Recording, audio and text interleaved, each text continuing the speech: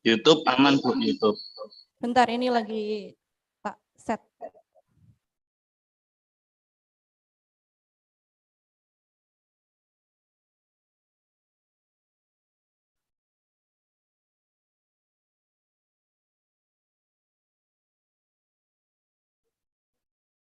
YouTube aman Bu, YouTube.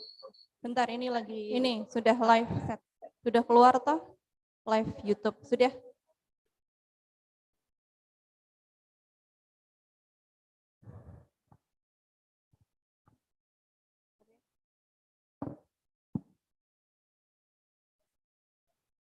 YouTube aman Bu, YouTube. Bentar, ini lagi, ini sudah live set. Sudah keluar toh? Live YouTube, sudah?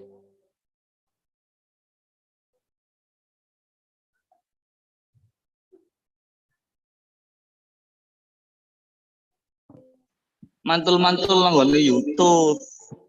Apa? YouTube aman Bu, YouTube. Delay. Ke YouTube-nya delay. Iya, memang. Ya biarin, nggak apa-apa. Memang YouTube kan kan, Mas?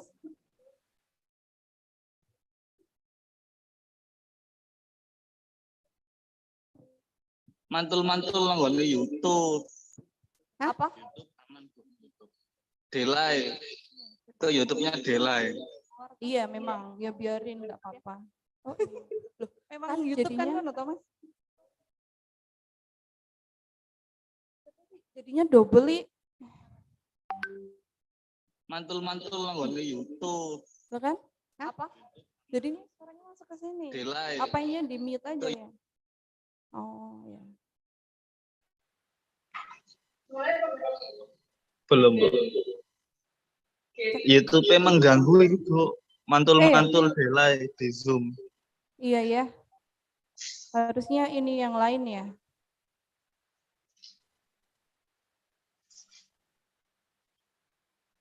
Kau nggak ada yang nggak bisa ya. Cek. Masih mantul nggak Mas? Cek. Kita tunggu. Tadi delay 7 sampai 8 detik. Iya, tadi masuk ya, masuk ke suara sini ya. Uh-uh. Oh, nah iya itu kemarin makanya aku sempat mau tak live kan tapi malah suaranya double.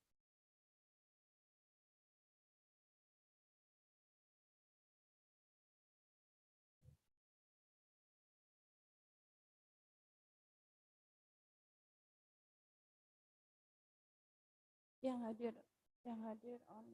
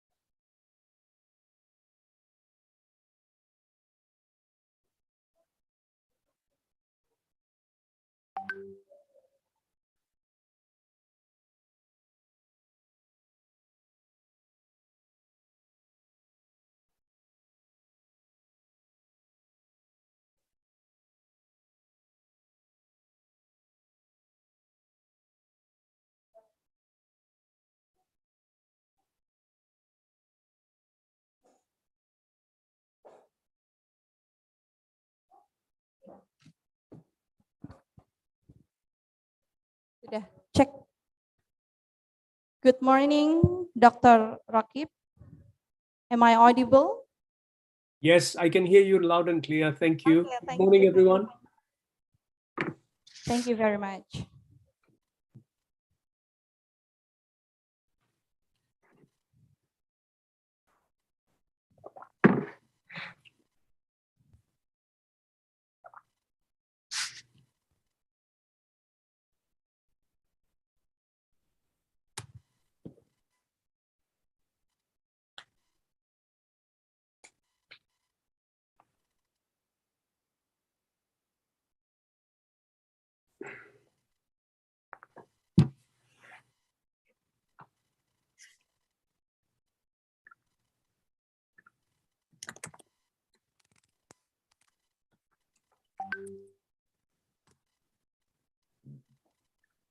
Okay, Dr. Rakev, we are still waiting for some students who will come to the classroom.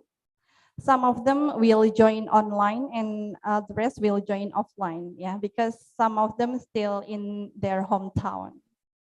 How are you, Rakev? Oh, I'm good. Thank you very much. How are you? Great, thank you.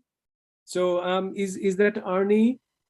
I'm Arnie. Oh, yes, Arnie. Yes. How are you? Good? Yeah. Yeah, nice to see you finally. And Yeah. I'm really excited to be in this class. Looking forward to the presentation, and I hope the audience will find it useful. Yeah. We also has already got their presentation, and some of the students may have already read the PowerPoint, and we are really waiting for your nice presentation, Dr. Rakev. Excellent. Oh, yeah. That's wonderful. Here, Bu Saidah is still attending the important event. Yes. I can see Bu Saida. Good morning. Bu Saidah, can you hear the voice?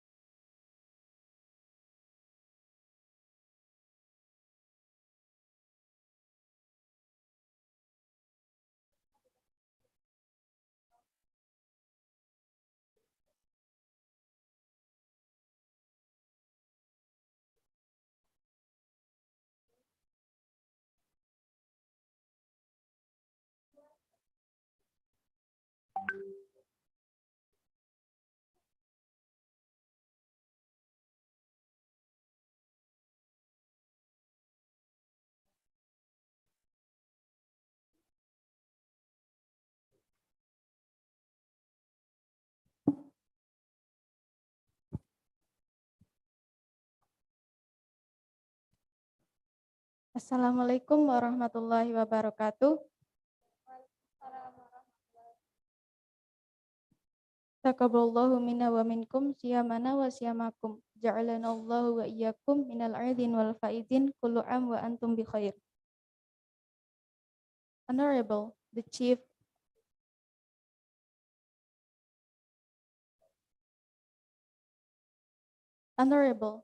of International Class Program, Miss Dr. Siti Tarwiyah, SSM Hum. Honorable Ms. Lulut Widya Ningrum, MPD, as lecturer. Honorable Mr. Dr. Rakev Chaudhry, MPD. Honorable all of lecturers that attend this meeting by online and offline.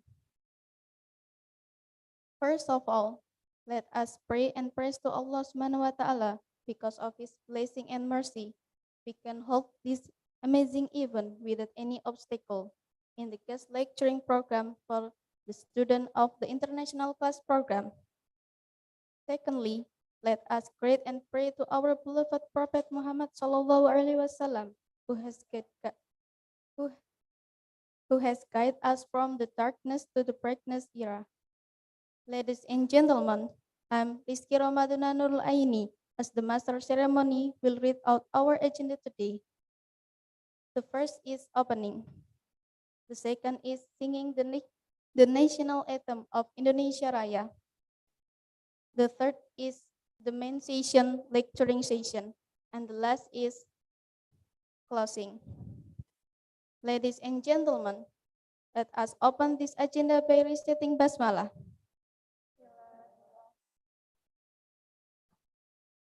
The second agenda is to sing the national anthem, Indonesia Raya. The audience, please stand up.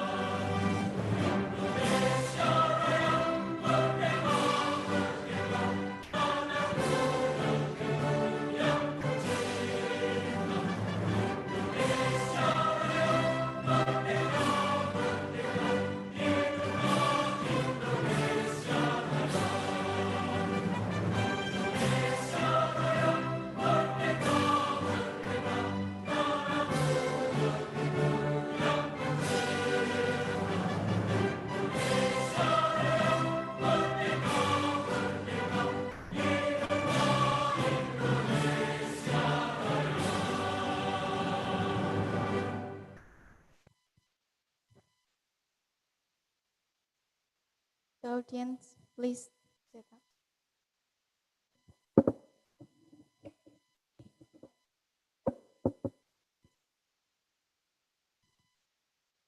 The fourth is the main session, lecturing session, who will be delivered by Mr. Dr. Rakev Chaudhry, and to our main session, which will be continued by our moderator, our sister Dewi Arum Jamilia Septiana.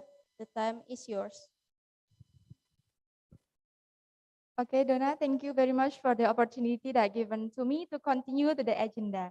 So, good morning, ladies and gentlemen.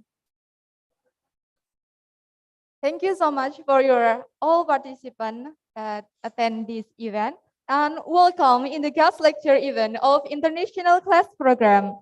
So the topic for our today lecture was very interesting. It is about a qualitative research method that will be useful for us as the undergraduate students. So in this valuable moment, we have a special speaker that will share his knowledge and his experience He is Dr. Rakev Chaudhry. So hello, doctor. Okay, before we start, let me convey Dr. Rakev's CV first. Dr. Rakev Chaudhry, BA, MA, MET, PhD, Senior Lecturer in the Faculty of Education, teaching since 1996 in Bangladesh, Australia, Indonesia, Vietnam, Brunei, PhD from Monash 2008, supervising PhD students since 2010, complete PhD supervision, 10 from Indonesia, current PhD supervision, 11, 3 from Indonesia, and then 6 books, including Desiring TESOL and International Education, Market Abuse and Exploitation, Multilingual Methods 2014. Editor-in-Chief, TESOL, Bangladesh Journal, Areas of Teaching and Research, TESOL or EFL, Sociolinguistic, Identity, International Education, Bilingualism, HE, Policy Studies, Coloniality and Critical Theories. Methodologies, auto or critical ethnography, narrative inquiry.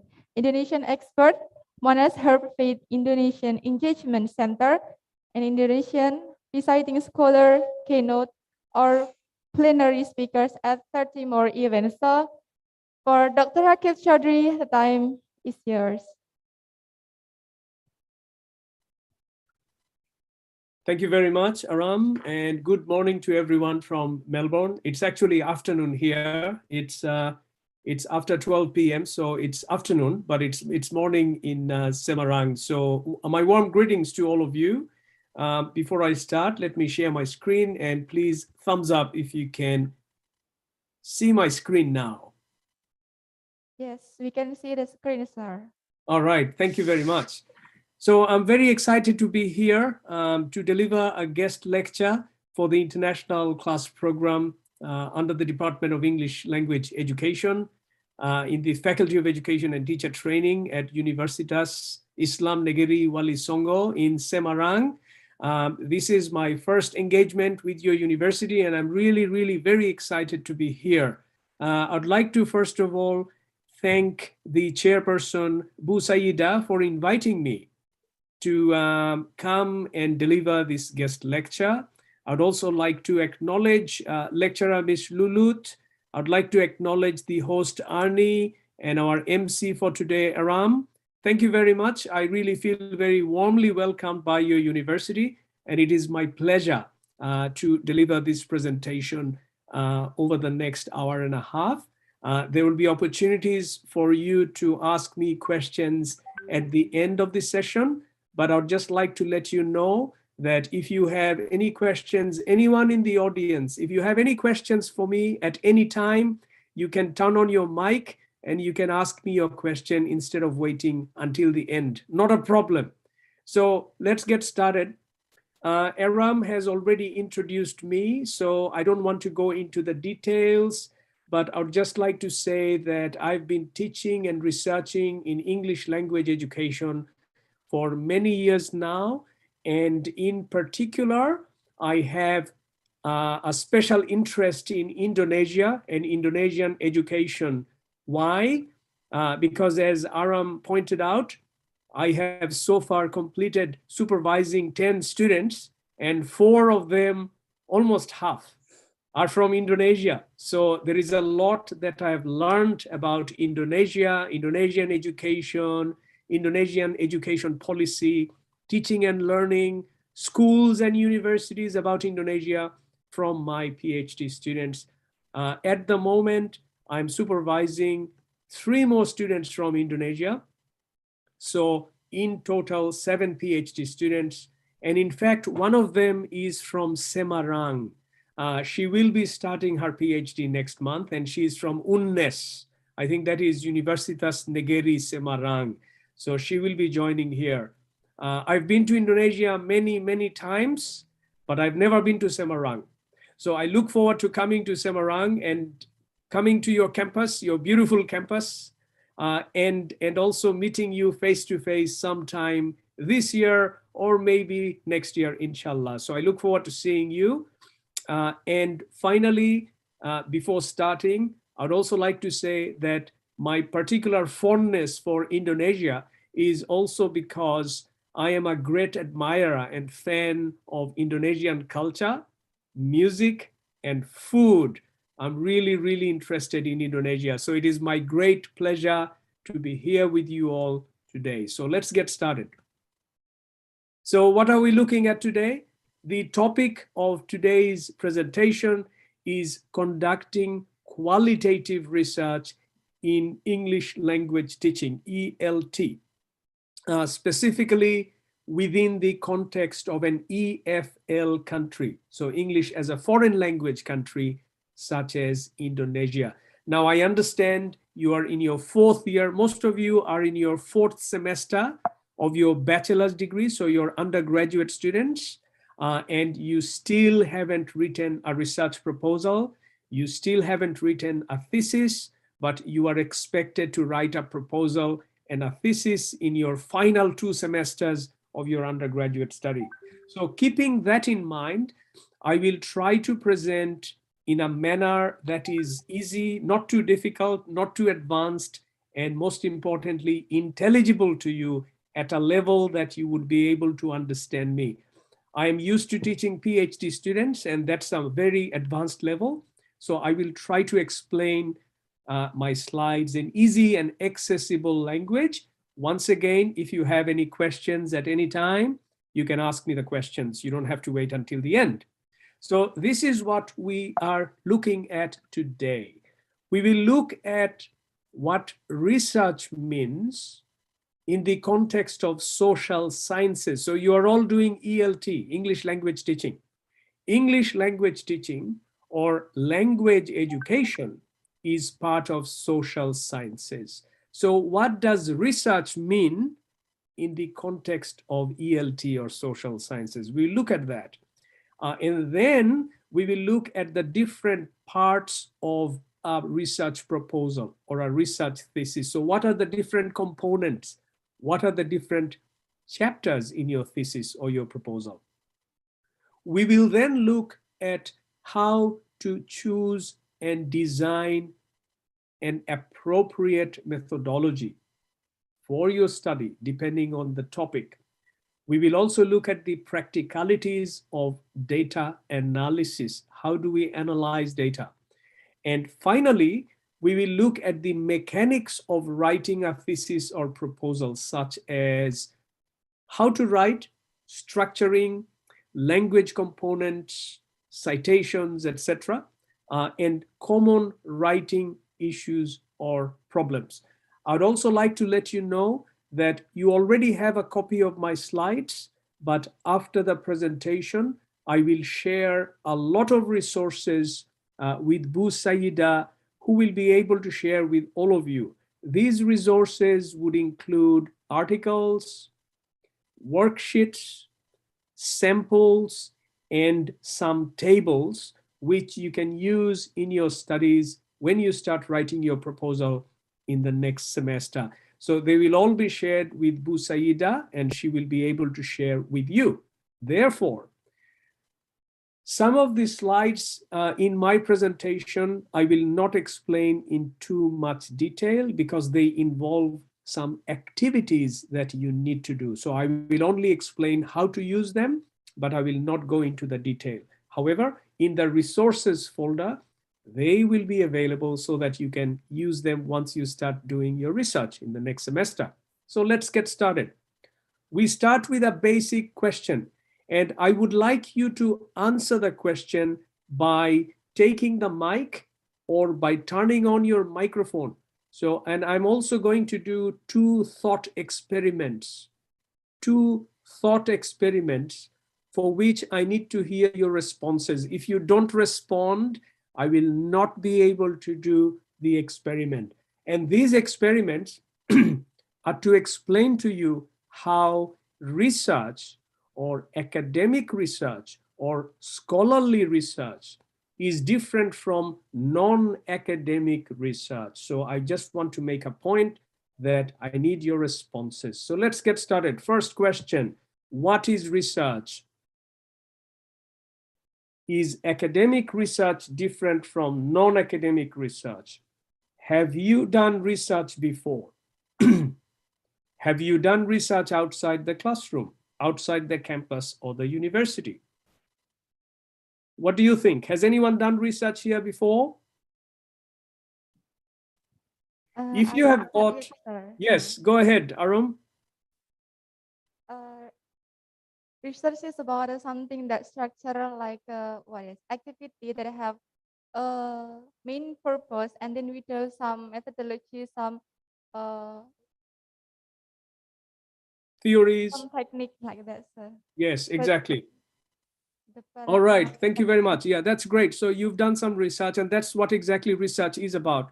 So tell me, Aram, when did you buy your last mobile phone? Pardon, sir, would you mind to repeat the answer? The When question. did you buy your mobile phone, your last mobile phone? The last is when I was in the senior high school. Okay, so when you bought your mobile phone, did you do any research before that? No, sir. Okay. Research for the cheapest price. Okay, so that is also a kind of research, right? Yes, sir. And is that research that we use to decide which mobile phone to use, is that academic research? No, not academic research. Why not? Because the academic purpose is for education. The implication for education. That's right. So did you use any theories to do your research to decide which mobile phone to buy?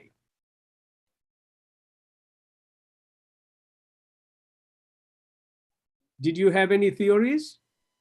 No, no theory. Okay, that's why it wasn't academic research, right? Okay, so thank you very much. So what I'm trying to say is we have all done research. So imagine if you want to buy a mobile phone, what do we normally do? We try to go to Google and we try to find out the specification. Which phone has a better camera? Which phone has a longer lasting battery? Which phone is cheaper? Which phone lasts for a long time? Which phone has certain features that I'm fond of? And how do we find out these things? We talk to someone else. We read reviews on the internet. We try to go to the shop and do a hands-on inspection. We read what other people have said about using it. We ask our friends. All of these things are also part of your research to come to a conclusion. The conclusion is, for me, this is the best phone that I want to buy. So that is also research, but it is different from academic research, because in academic research, we need theories and we need a methodology. So theory means what past studies have done, definitions, explanations, frameworks, etc. And methodology means how we have collected data. So when you're buying or when you're deciding on the right mobile phone, we also have a methodology. The methodology is asking friends, reading reviews, checking specifications on the internet, doing a hands-on study, trying to find out the different features of a mobile phone, etc. But this methodology is random. It is not systematic. Okay? So what I'm trying to say is we all do research, but without theories and without systematic and disciplined methodology, that kind of research is not academic research. Therefore, if you look at these definitions, these are the different definitions of research. What you find in common is that all these definitions of academic research are highlighting two things. One is that the research must be systematic, See, systematic, or they have to be disciplined inquiry, which means if you want to do academic research, it must be systematic and disciplined. Systematic means not random. It has to be based on a very clear plan of the integration of theories and methodologies together. Systematic. Discipline means the same thing. It has to be done in a very specific and methodical way, not in a random way. When you buy a mobile phone, you also do research, but that research is not systematic, it is not disciplined, it is not formal, it is random. But when you do a thesis, it has to be disciplined and systematic. That's the difference between academic research and non-academic research. So here is a summary of what research is in the context of your studies. Research is distinguished or different from other forms of knowledge, such as personal expressions or opinions or ideology, such as buying a mobile phone.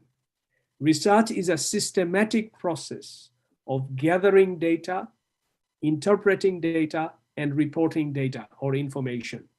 Research is a disciplined inquiry characterized by accepted principles to verify that a knowledge claim is reasonable. So what are the accepted principles? Where do we get the accepted principles? From previous studies. That's why we need to do a review of literature to see what other people have done before you. And we can take that literature and review it, and that would systematize our own research. This is what we don't do when we buy a mobile phone. And research has different ways of gathering, interpreting, and reporting information. So in other words, research can be done in many ways. It can be done qualitatively. It can also be done quantitatively. It can be done through observations or surveys or interviews. And today we will look at qualitative research only. And also, there are sets of principles and practices that we need to know to start research. So here is a topic that, a contemporary topic of relevance that I want you to keep in mind and imagine that this is your research topic. I know that you will all have different topics next semester. When you write your proposal, you have to choose a topic. So if there are 20 of you in this class, you have 20 different topics. But in order for me to explain my slides, I want all of you to imagine that you all have the same topic so that I can give you appropriate examples. So research and current educational or social issues.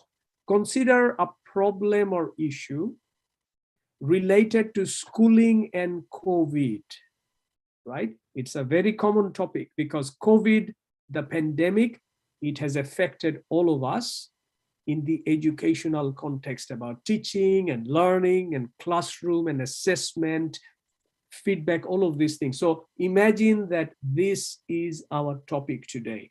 And we will look at the following slides based on this particular topic, right? A very good topic. So these are some of the things, the questions that you can consider when you start your research at the beginning, even before you start reading. What do you already know about the topic or issue? Okay. So what do you already know? You know the effects of COVID on learning, but from where? From newspapers, the media, including social media, personal experiences, news reports, television, etc. Okay. How much do you know about this issue based on academic articles? That is missing. We need that. Second, how do you know about this issue? It's actually the same question. What are the sources of your knowledge? Third, who are the stakeholders in the issue? So who are the people who are affected by this issue? Not just students, not just teachers, but also school leaders, education policy makers, the Ministry of Education, Kementerian Pendidikan, the government of Indonesia, and also global actors. These are all the stakeholders. Do you want to do your research based on students or teachers or government policies or the ministry or the university or something? So it is not just students. Consider what your research should focus on. How are they positioned in debate surrounding this issue? How are they invested in the issue? How are they related to the issue?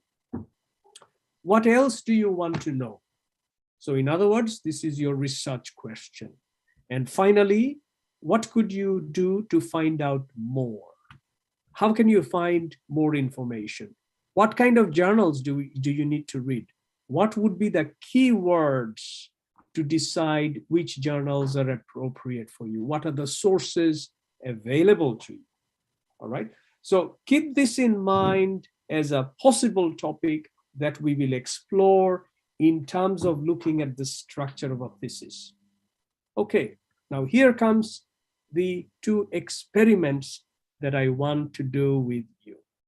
So in the next few slides, I will do two thought experiments with you to make you understand what things we need to be careful about when we conduct research. Because remember what I said, academic research must be systematic and disciplined, not random. So if you are doing an academic research, if you're writing a proposal or a thesis, the system and the discipline has to be there, and it has to be different from doing research to buy a mobile phone, all right? So I will ask you some questions. I would like you to answer the questions. If you don't answer the questions, I won't be able to do this experiment. So here is the first one. I will ask you two questions based on two images. So I'll show you two images, and then I'll ask you these two questions, okay? Here is the image of two shapes, okay? There are two shapes here. Now we know the rectangle, triangle, square, circle, all these geometrical shapes. What are the names of these geometrical shapes? Can anyone tell me? Do they have any names? Do they have any names? If we look at it separately, maybe we can say it a circle or a triangle, but if that's combined like that, I don't know how to say. Yes, that's right, Aram. So it's like circle, but not exactly a circle. This one triangle, but there are kind of three triangles, right? So these shapes actually don't have any names that we commonly know, but they actually do have names. So I will tell you the names, and then I'll ask you two questions. Here are the names. One is Taketa, one is Naluma. Now, without thinking too much, can you tell me which one is Taketa, which one is Naluma? Let's talk about this one. Is this Taketa or Naluma? What do you think? On the left. I think most of you are thinking this is Taketa. And most of you are thinking this is Naluma. Is that right? Yes, sir. Okay. So here's my next question. One is masculine, one is feminine. Which one is masculine? Which one is feminine? Aram, what do you think? Is Taketa masculine or is Naluma masculine? I know, very funny question.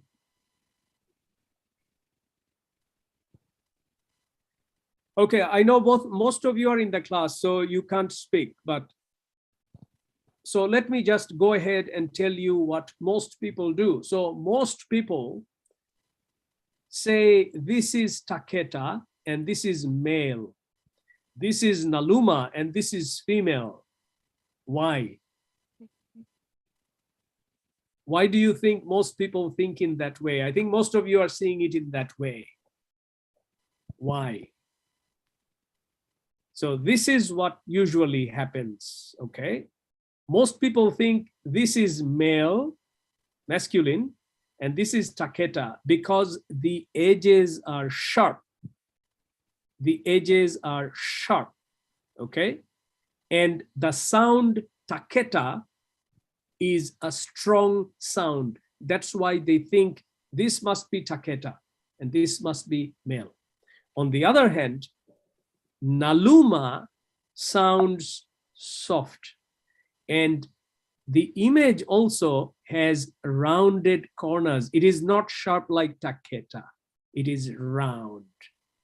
And that's why people think this is naluma and this is feminine. So the experiment happens because in our mind, we usually associate hard words and sharp images with male. And in our minds, we usually associate soft words like naluma and soft corners or shapes with female. We do that, okay? Is this systematic? Is this disciplined, the way we are thinking? What do you think? We talked about academic research has to be systematic, disciplined.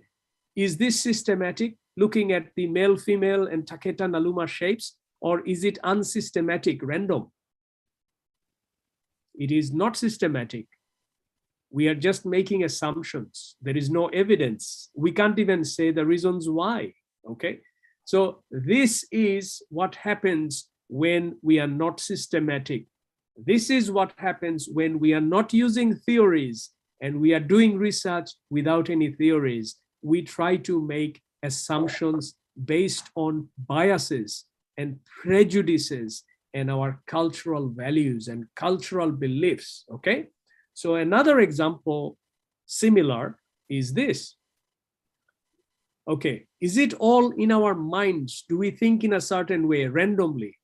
So this is a cleaning product, a spray that we use to wipe off dirt, and it's called BAM, okay? It sounds very effective as a cleaning spray because BAM suggests that it is very strong and it will work. So it's BAM. On the other hand, Chanel, it's a French perfume.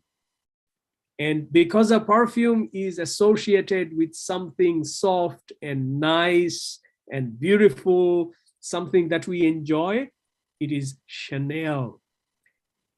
Think about the opposite. If you had a cleaning spray that was called Chanel, would it be convincing? If you had a perfume named BAM, would it be convincing? It wouldn't be convincing, right? Just like taketa, it can't be female, it must be male. Naluma, it must be female, it can't be male. So we are making associations of shapes and sound and gender, male, female, in our head. It is not systematic, it is not disciplined. So just keep that in mind. So in order to make research systematic and disciplined, we have to inform it by using theories. In other words, research facilitates or helps questioning the taken for granted. Taketa, male, Naluma, female. We take it for granted. We don't even know why, but we are convinced that it must be male or female. So research makes us question things that we don't normally question otherwise. Second, research humbles us, makes us feel humble in knowing how little we know. So research creates new knowledge, but it also tells us how little we know because we create new knowledge that didn't exist before. In other words, research opens our minds. It makes us question things, look at things in a different way. Research makes us understand our biases, our prejudices, our misconceptions, And research makes us, all of us, better teachers and educators through CPD, continuous professional development. If we want to be better educators, a degree is not enough. Teaching experience is not enough. We have to continue doing research so that we can understand our mistakes, our misconceptions much better.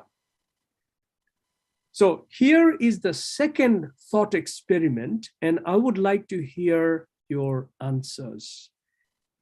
There was a person called Davidoff who did an experiment in Africa with a tribe called Himba.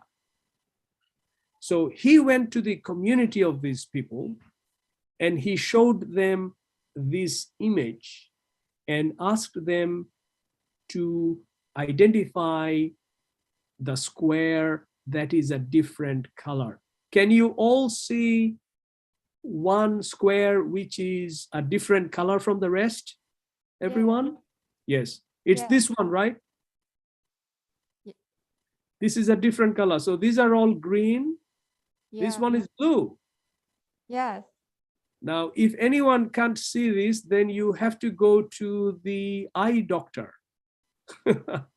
Because this one is blue and all others are green. So when Davidoff showed this photo to the Himba people, this is what they saw. This is what they saw. Which means they couldn't see the blue color. See, it's not blue anymore. This one is supposed to be blue.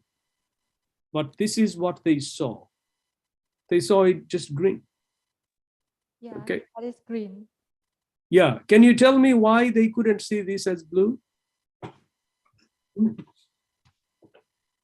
Any idea? Anyone?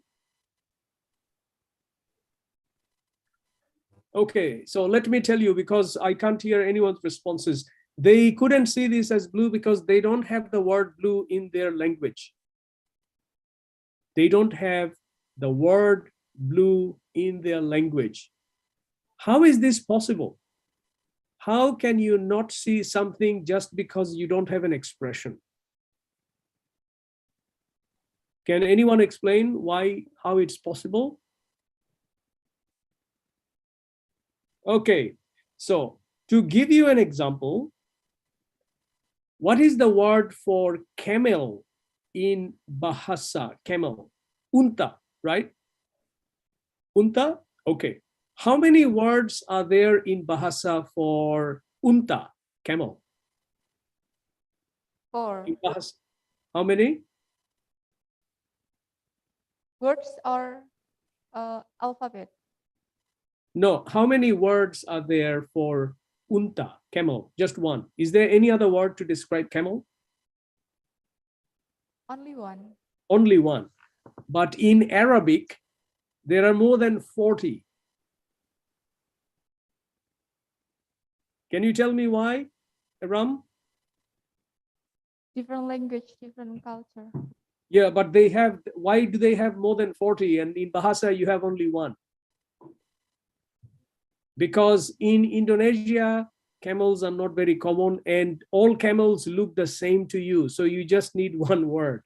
But in Arabia, they have many different types of camel and they can see the difference between different camels.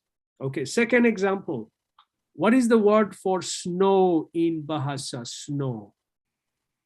Salju. Salju, yes. Okay, is there any other word for salju? No. Just one Only word? salju. Only salju, okay.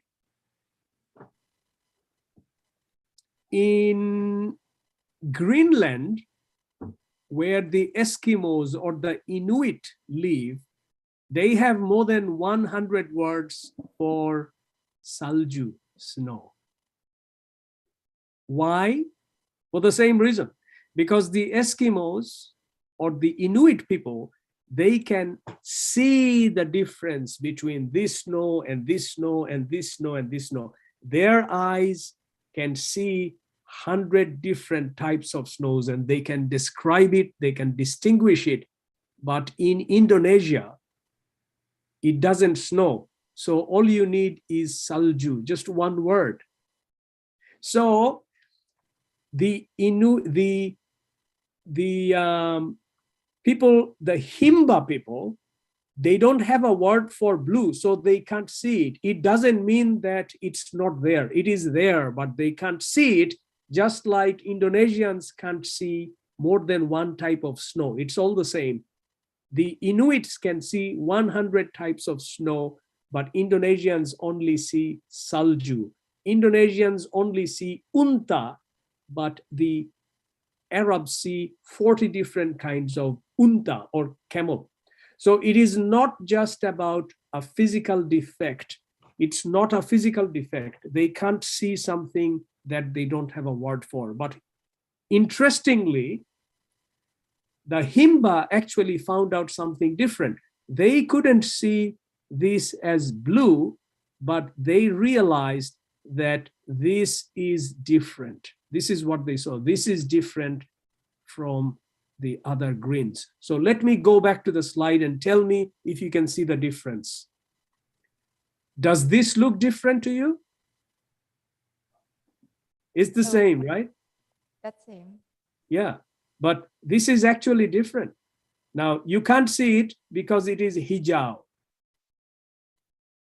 But the Himba, although they don't have a word for blue, they have many, many words for green, not just light green, dark green, olive green, they have many. So they can see something that you can't see.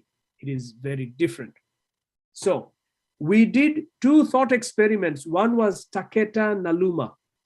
The other one was the Himba experiment. What does it mean in relation to research? How is it connected to research? This is how it is connected.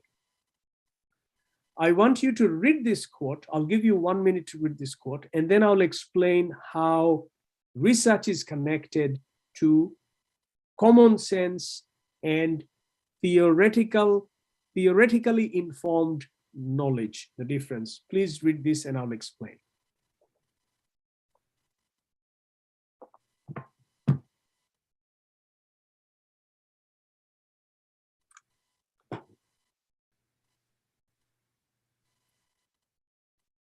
Okay, so the slides will be available to you. So if you can't read all of it now, it's okay. So what I am the point I'm trying to make is, if we rely on common sense, if we rely on opinion, if we rely on what people think, if we rely on our random thoughts, it is not sufficient for academic research, because academic research has to be systematic and disciplined. If we are not systematic and disciplined, then we are relying on our common sense. So common sense means Taketa is male, sharp, Naluma is female, round, or even different ways of looking at the world without realizing that we are limited by our language. We are limited by our experience. We are limited by our linguistic system. And therefore, it might result in prejudice, bias, misconception. So we should not take for granted a reliance on common sense. It is not enough. That's why we need theories. That's why we need to systematize and discipline our approach when we conduct research. Okay, I hope that is clear how academic research in your proposal or thesis is different from saying things based on your common sense, saying things based on your opinion, saying things based on your knowledge that you get from social media, from Google, from television or radio. It is very, very different. So I need to understand. So that's the first part of the presentation. research in social sciences must be systematic, methodical, disciplined, because we all have limitations such as this. Okay? So the next part of the presentation, before moving on, here is an article that I wrote, and you can download it for free.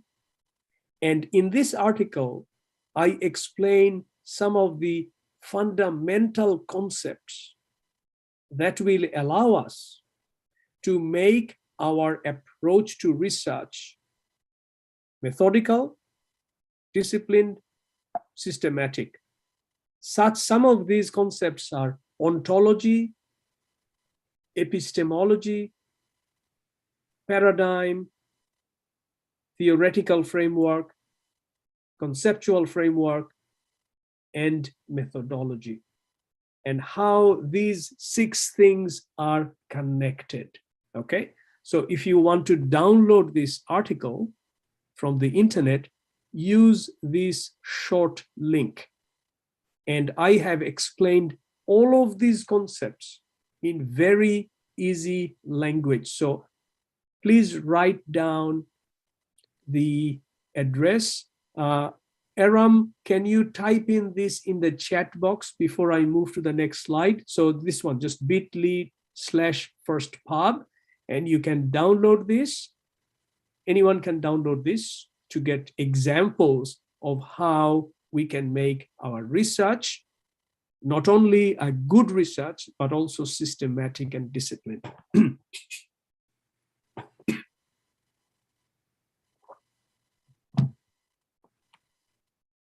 Okay, done? Yes, thank you. All right, so next we move on. Now we will look at the structure of a proposal or a thesis. What are the different components of a thesis? In order to understand what we need in a proposal or a thesis, we need to understand what are the steps of conducting research. What are the steps? Where do we start? What's the next step? And the next one, and the next one. We need to know the steps. So let's take a look at the steps. This is how we start research, all of you.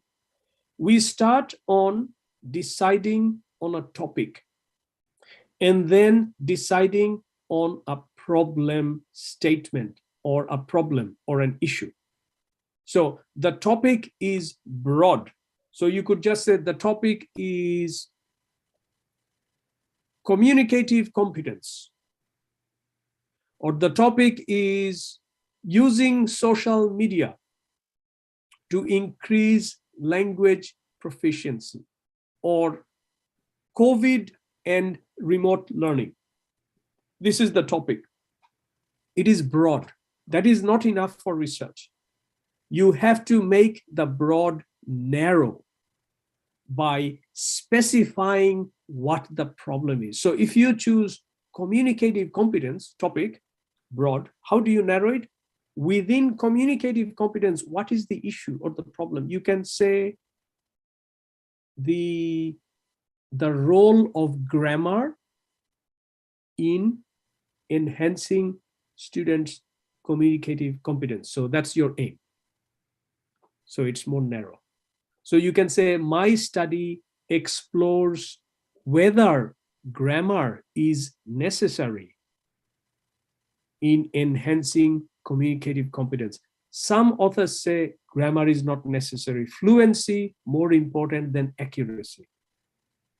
However, some authors say fluency and accuracy are both important. And on the other hand, some authors say mutual intelligibility is important. We don't need grammar. As long as 2 people can understand each other, communication happens. That is communicative competence. We don't need grammar. Okay.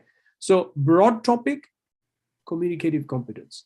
Narrow topic, the role of grammar in communicative competence. In the same way, you can move on from a broad topic like COVID and education to something narrow, such as what exactly is the problem that I need to investigate. So this is how we start. So I hope, dear students, you've all decided on a broad topic and you have narrowed it down to one issue, just one issue specific, from broad to narrow. And then next step, conducting a literature review. Before you start your own research,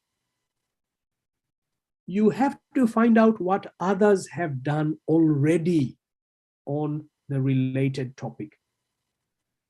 And that is when we do a literature review. Why? Because academic research needs to be systematic, disciplined.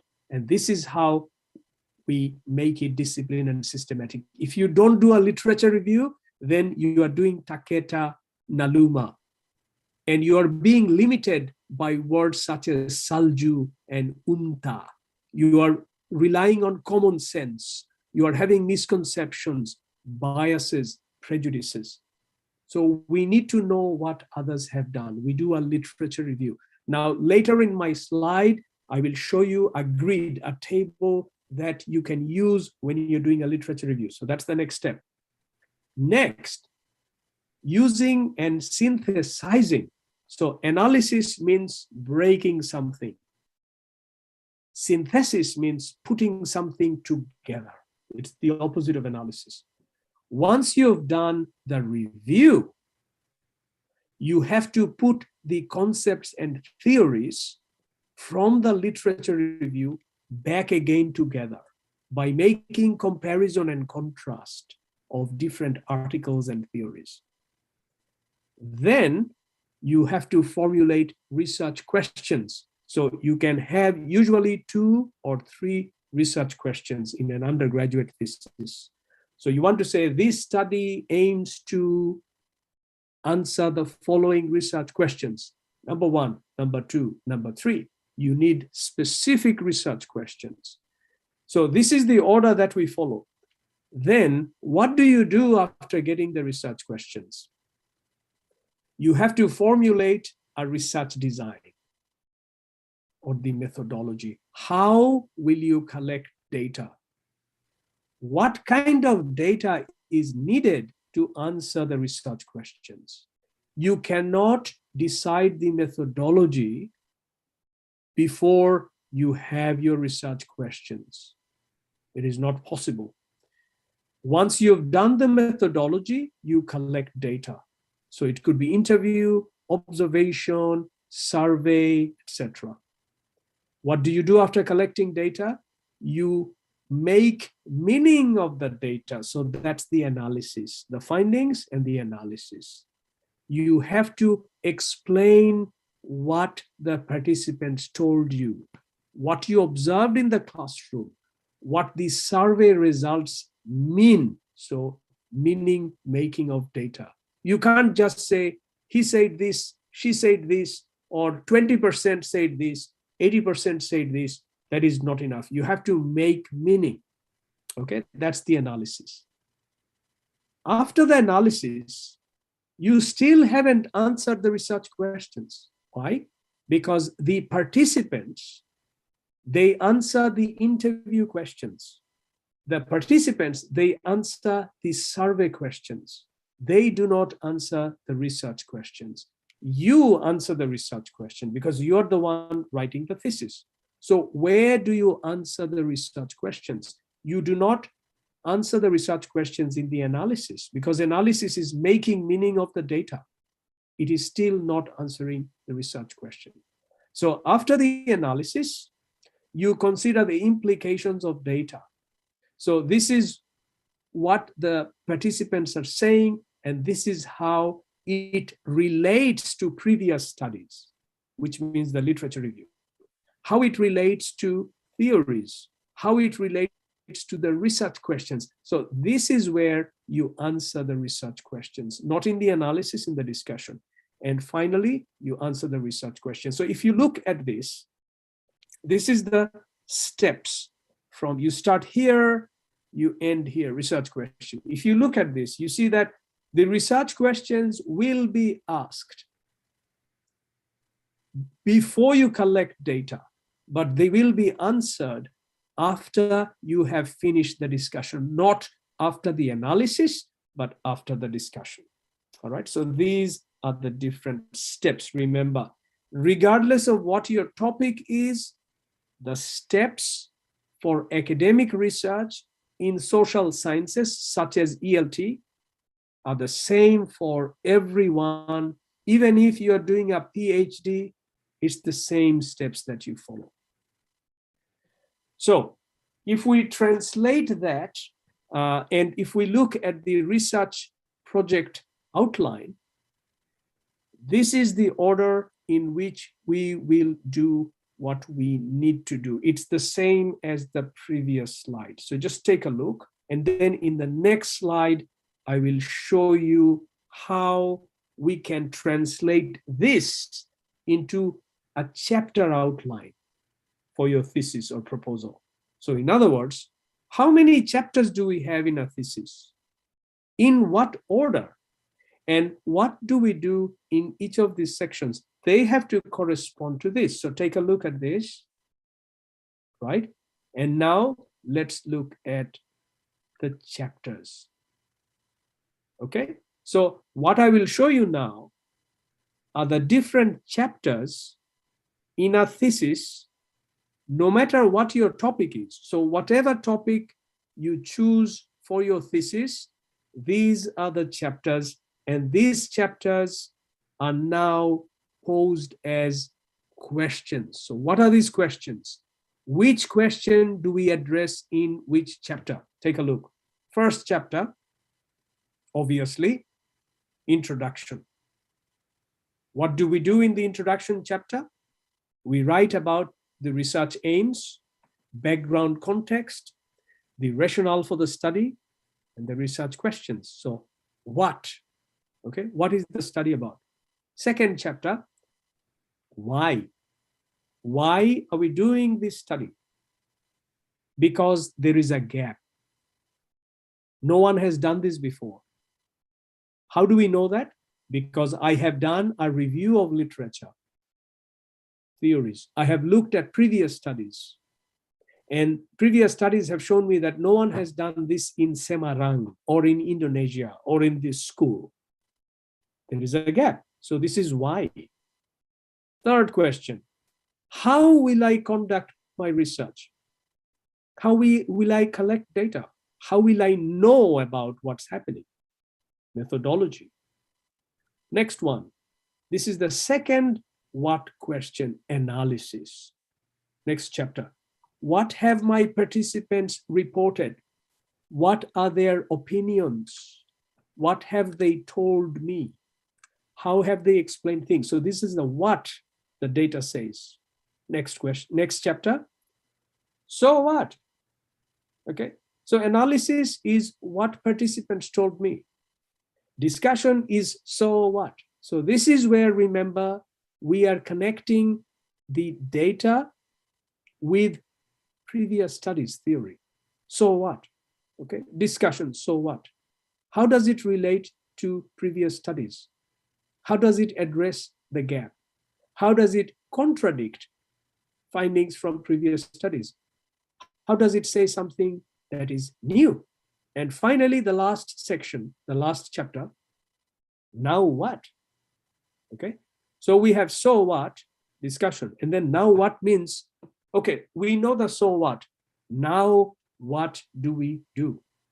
So implication, recommendation for further study. Okay, suggestion for further study, significance of the study. This is in the conclusion chapter. So if you look at this checklist, what you're seeing here, dear students, is a list of the different questions in a research project that we need to sequence in different chapters of it. So we are looking at chapters as questions. So in other words, these are the functions, the different functions of the different chapters in your thesis. Okay, now we will take a closer look at each of these chapters. So 1, 2, 3, 4, 5, 6. We will take a closer look in the next few slides. Now, I am not going to explain everything because it is just a checklist. It is self-explanatory, and I really don't have to explain everything point by point. but I would like you to take a look at the next few slides to see the order in which the different components within these 6 chapters need to be placed, the order, the sequencing, okay? And if you have any questions, you can ask me. So here is the first one, introduction, okay? So regardless of what your topic is, when you write your introduction, first chapter, these are the 5 things that I would expect you to have in this order. You can use these questions as a checklist. When you're writing the introduction, you can have the list in front of you and you can ask yourself, have I answered this question? Tick. Have I answered this question? Tick. Just to make sure all the components are there in the first chapter. So for example, we start with the thesis statement or the problem statement, including the background and the context. Then we talk about motivation and rationale for the study, why this study is important, why it is needed, and why you are doing it. What makes you motivated into doing it, your personal motivation. In social sciences research, this is very important. In natural sciences research, such as physics, chemistry, geography, this is not important. But in social sciences research, such as ELT, this is very important. Next, goals, aims, objectives. So we put all of these here, including the research questions. This is the aim of my study, and these are the objectives. Instead of writing objectives, you can write research questions, because the objective is basically to answer the research question. So you don't need both objectives and research questions, just one or the other. And the scope of the study, okay. The scope comes right after research questions. Scope means what the study is about and what it is not about. So there might be related issues, very, very closely related, but it is beyond the scope of the study. For example, if we take that first example, the role of grammar in communicative competence, in enhancing communicative competence in your classroom. If this is the topic, and if your participants are students, then the study could include, for example, a comparison between junior high school students and senior high school students to see the difference of opinion. Or it could make a comparison between male students and female students. But you can say here, in the scope of the study, that although we had both male and female participants, looking at gender differences is not a part of the study. I'm not looking at gender differences. That is beyond the scope of the study. Okay.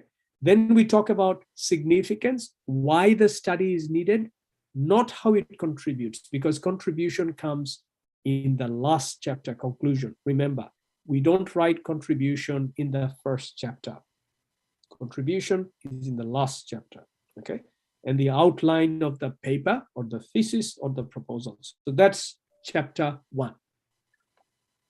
Chapter 2 is the review of literature, or the theory chapter, or the literature review.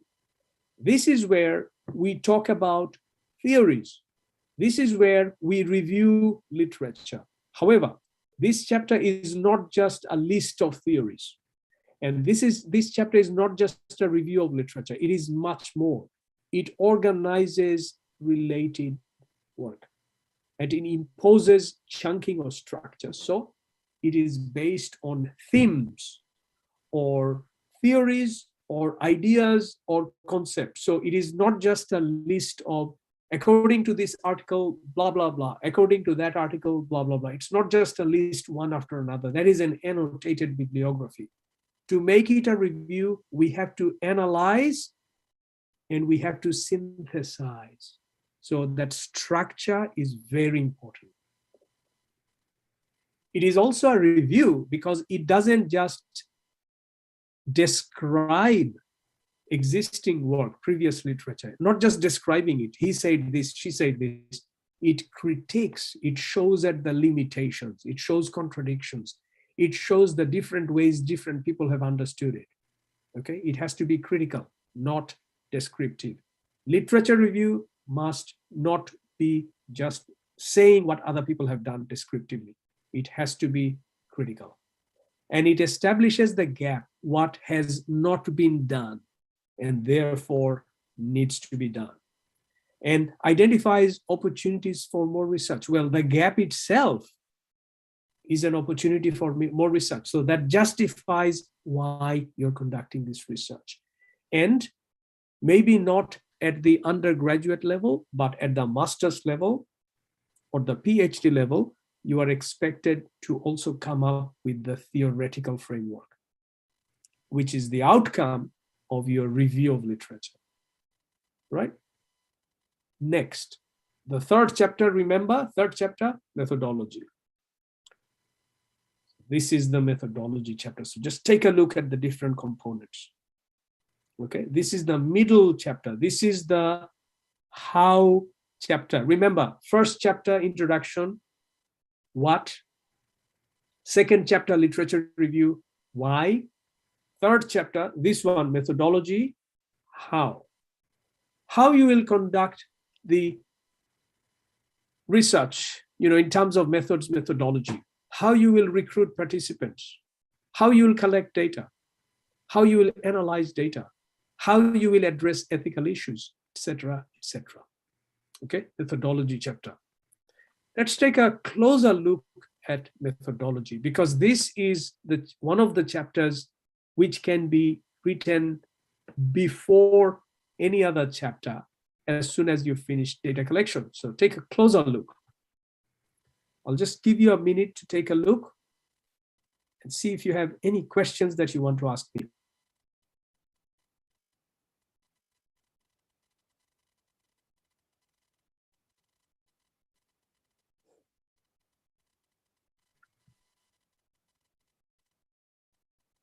Okay, so just before moving on, just a little bit of feedback. So Arnie or Aram, can you tell me if I'm going too fast or too slow, or if there are any questions from the audience? No, sir, you're speaking clearly. We can understand what you mean. Okay, thank you. And is there any question from anyone in the audience? Do you want to, can you ask them and maybe you can relay their question to me? Not yet, sir. Okay, that's good. Thank you.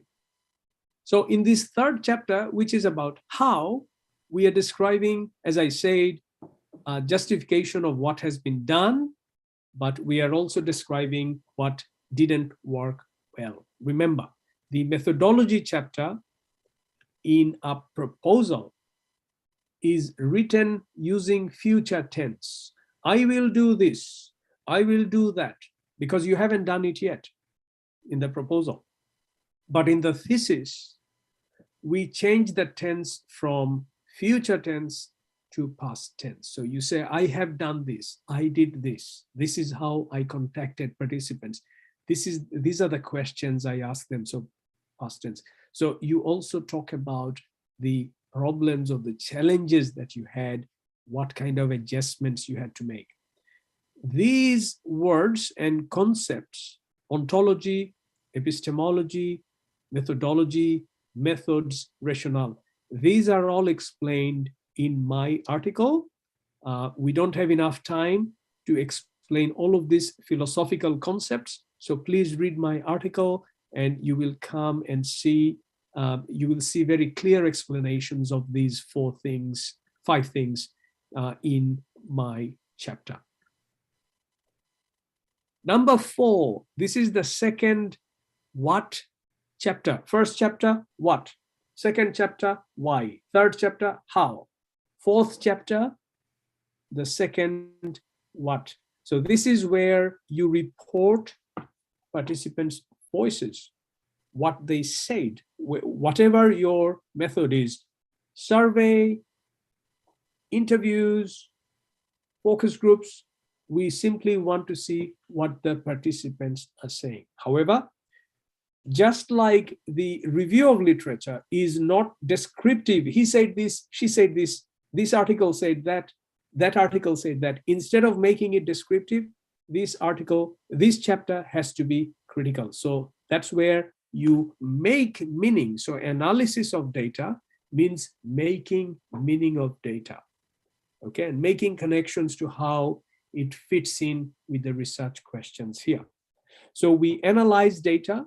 We can do it thematically, and I will show you the 6 steps of thematic analysis in another slide, which is the most common type of data analysis, thematic. Most of you in this classroom will do thematic analysis, but there are also other ways of doing analysis, such as discursive analysis or discourse analysis, critical discourse analysis, narrative analysis, conversational analysis, very many different ways of doing analysis, but this is the main one.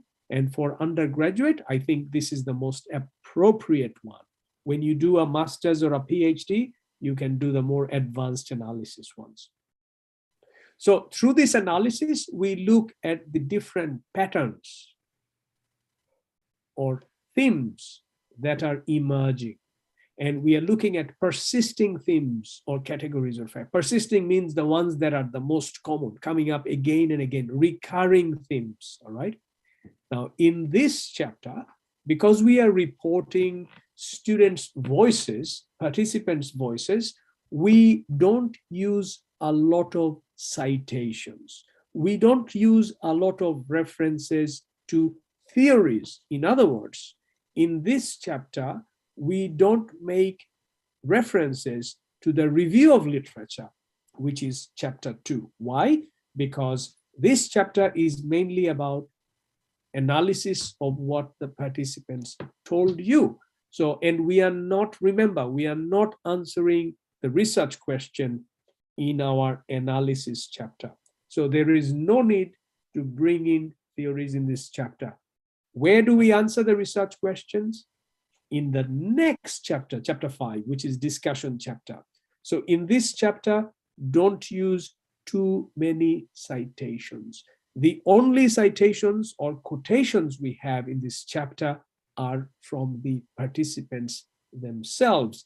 What they told you in the interviews, focus group discussions, results or snippets from surveys, observation notes, all of these things, but not theories, all right? And variety is important.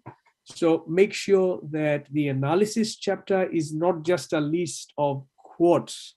As I said, you know, participant A said this, participant B said this, participant C said this. We don't want it to make it just a list of what different students or participants, teachers or whoever have said, but we want to actually analyze it by bringing in variety.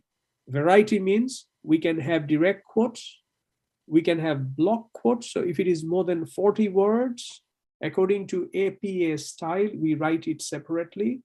Selective quotes, paraphrasing, summarizing, etc. So variety. So this is the what chapter.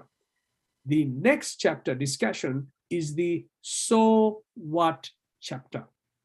So from what to so what, okay? Now this I call the melting pot chapter, because in this chapter, everything comes together. So we have the analysis, we have the literature review, okay? We have the research questions, and we have the answers to the research questions. Everything comes together here, okay? So very important chapter. And the discussion chapter, chapter 5, should be written after you have finished all of this, the analysis. You cannot write the discussion chapter before you've finished analysis. So what's happening in this chapter? We highlight some of the persisting things from the analysis chapter here, some, not everything. We make specific references to the research questions. How are we answering the research questions? We are answering the research questions here not in the last chapter, not in the conclusion. We are answering them here. We are not answering the research questions in the analysis chapter. It is here. Explicit reference to theories. So this is going back to chapter 2, review of literature. So we are saying, we are pointing out at gaps. We are pointing out at different theorizations. And also, if you had a theoretical framework, we are making reference to that as well. Okay. These sections within this chapter, discussion chapter, can correspond to the research questions. So if you have 3 research questions, in this chapter, you can have 3 sections. And you can say in the introduction, then I am answering each of the research questions in the next 3 sections. So you can do that. Or the sections might correspond to themes rather than research questions. Okay. This chapter is about so what. Therefore, you have to look at the bigger picture, not about individual participants' experiences. Okay. Individual participants' experiences we are looking at in the analysis chapter, not in the discussion. In the discussion, we see the bigger picture. Okay. So this is where we say most participants tended to be in favor of teaching grammar within the communicative environment. However, and then you can say something that you know, the bigger picture. However, it was found that older and more experienced teachers were more favorable towards grammar than younger teachers. So this is a big thing. It's a broader picture, bigger picture, right? So in the findings chapter, individual statements. In the discussion chapter, the bigger picture. What's the bigger tendency here, right? And just like in the findings chapter, theory citations are minimal. We don't use a lot of theories here. In the discussion chapter, data citations are minimal. Data citation means participant quotes or results from the data. Okay. Why? Because the data citations we are doing in this chapter, not in this chapter. All right. So this is chapter 5. So what? Next chapter, conclusion. Now what? Remember, so from what to so what to now what? So you've already answered the research questions in chapter 5. So what do you do in chapter 6? Well, it is a short chapter and it provides a summary of the entire paper. What you've done, what you wanted to do, what you found, just a summary. It summarizes contribution. So contribution you haven't done in chapter 5. Contribution is how you are adding new knowledge from your findings and answering the research questions. How that is going to inform future research. How that is going to help improve our teaching and learning. Okay. It also describes what you have not been able to do. Limitation. So you can say that this study was limited to 6 participants only. Okay, it's a limitation. We cannot generalize it. And therefore, directions for future work. Future studies need to be done using quantitative methods involving large-scale surveys and over a longer period of time, such as longitudinal studies, suggestions, all right? The conclusion chapter does not have to generalize or to be conclusive. So you don't have to say, in my chapter 1, there was a problem statement. And in chapter 6, here is the solution, full stop, done, end of everything. So you don't have to be conclusive. And that is why you can suggest directions for further work. You don't have to say, I've solved the problem, everything is done, right?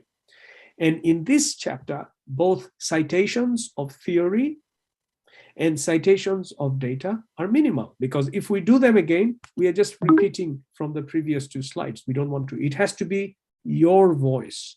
Your voice has to be in the conclusion chapter. All right. So I'll take another short pause And I would like to ask Aram if there are any questions from anyone in the audience based on these 6 chapters. And after that, we are now moving on to methodology, case study, thematic analysis, and I will show you 3 tables you can use in your own studies. So that's the third part of my presentation. So a short pause now. Any questions? Okay.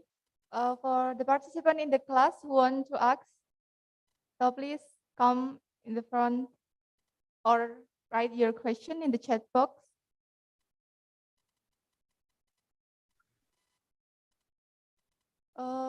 Dr. Rakev, may I ask question? Sure. Yes. Okay, thank you very much. Okay, in the discussion session, the data citation are minimal, but in the discussion, as far as I know, the discussion is contains about we are comparing and discuss about the previous research and then compare it with our result like that. So if we didn't, if we didn't attach the data result or data citation, so how we should create the discussion section?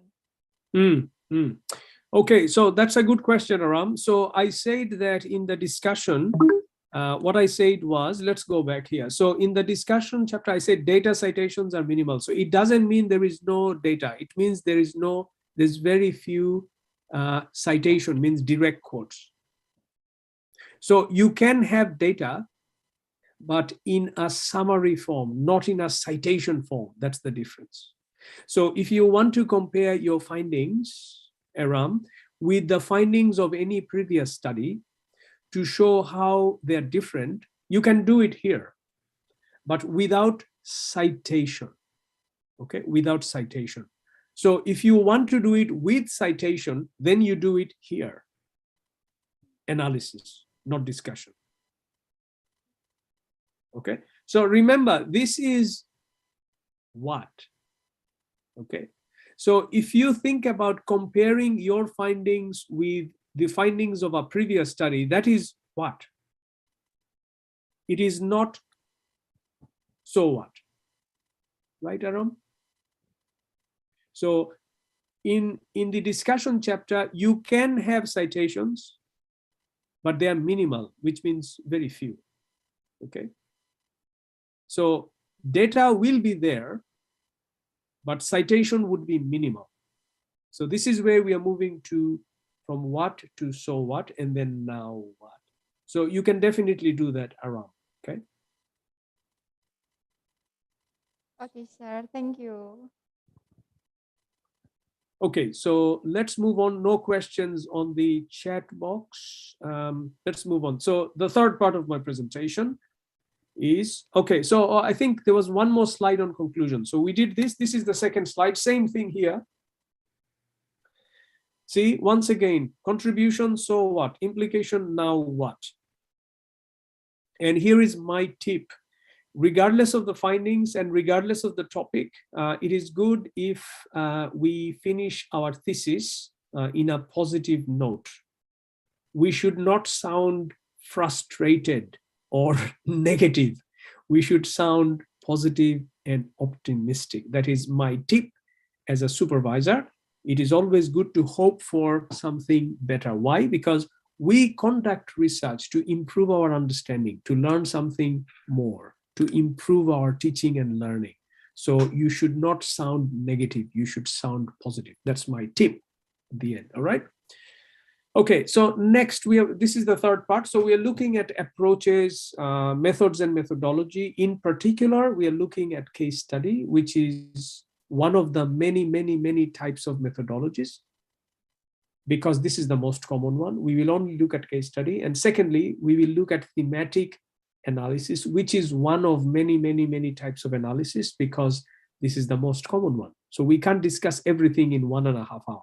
Okay, so I will only focus on case study, thematic analysis. And then I will show you 3 tables that you can use when you're writing your proposal or thesis. Okay, here we go. So the basic difference in the 2 approaches is qualitative and quantitative. And as you know, Quantitative is all about numbers and measures. So usually large samples. So it could be 20, 30, 50, 1,000 large scales. And it is based on a positivist approach. What is positivism? Positivism is one of the two epistemologies. Remember I said ontology, epistemology. So ontology, there are two ontologies: objectivism, constructivism. Epistemology, there are two epistemologies: positivism, this one here, and interpretivism. So we don't have time to discuss everything in detail, but if you read my article, very, very clearly explained. So quantitative study, no, now today my topic is qualitative study. So I'm not going to talk about this in any case, but I'm just showing the main difference is that quantitative studies are positivistic because they rely on numbers, they have hypotheses, they involve large samples, and they look at breadth rather than depth. On the other hand, qualitative study, which we are doing today, today's topic, is based on a constructivist approach, which is the other epistemology. It's the opposite of this, okay? And it is based not on numbers, but on thick descriptions of situations. So this is descriptive, this is numerical, and it is interpretive, and it goes deep. It doesn't go wide. That's why we don't need 20 participants. We only need 3, 4, 6. No, not a problem. We are going deeper. You can't go deeper and wider at the same time. You have to choose one. Even for a PhD where you have 4 years, you still have to choose one. Well, there is something called mixed method study, qualitative and quantitative, but still you have to limit it by the breadth or the width and the depth. You can't do both together. All right. And then another distinction is between methodology and method. And you already know it because it's basic. Methodology is the overall design of your study. Remember, how question, such as case study, ethnography, critical discourse analysis. These are all methodology, overall design. Within your methodology, there are specific tools or instruments to collect data. These are methods such as interview, observation, survey, etc. Okay, so methodology, larger, broader. Method, smaller. So methods are part of methodology. Okay. Methodology includes everything, including participant recruitment, collecting data, analyzing data, etc. Method is just the tool for collecting data, such as interview. So you can have one methodology, such as case study, but you can have more than one method, such as interview and observation. You can have two, but you can't have two methodologies, just one. If you're doing a PhD, yes, you can have two because it's much bigger. So we are only focusing on case study. So for case study, if you choose case study, I think most of you, maybe all of you, will choose a qualitative case study, right? These are some of the methods, not methodology. Case study is the methodology. But within case study, these are the methods and data sources. Which of these are appropriate for you? That depends on your research questions. That depends on the aim of your study. So just take a look.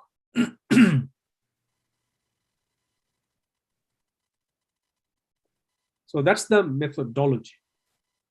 Next is data analysis. Okay, as I said, there are many ways of analyzing data. Now, I have to acknowledge that you have not yet started your research. You have not yet written your proposal, let alone thesis, let alone data collection.